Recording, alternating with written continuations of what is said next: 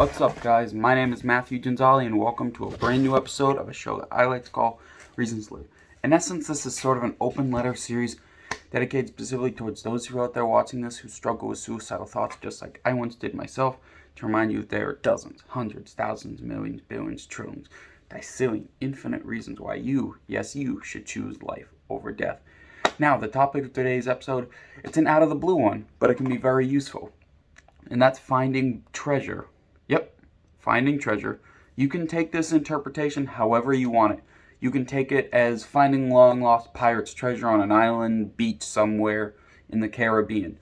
You can take this as finding the love of your life, finding your new animal, something you didn't know that you were looking for. Because here's the thing, whatever treasure or whatever you might consider treasure is completely off the table once you decide to take your own life.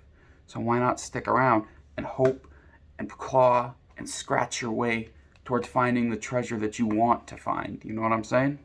Hey, before we get going, I put 5 mental health resources that you can use depending on your situation in the link in the description below.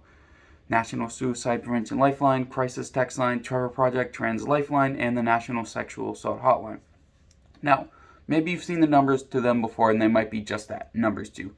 So here's what I suggest. On top of their numbers, I've also included links to their respective websites so you can do your own research on them, along with an article by BuzzFeed News that explains in detail what happens when you call the National Suicide Prevention Lifeline or text the Crisis Text Line.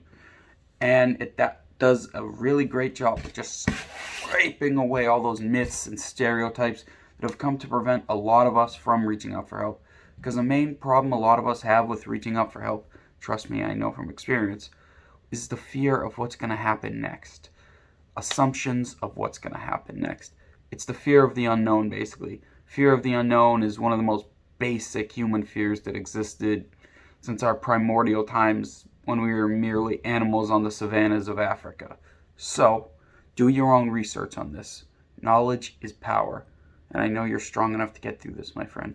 Have a wonderful day. My name is Matthew Gonzalez, and remember, there's always a reason to smile.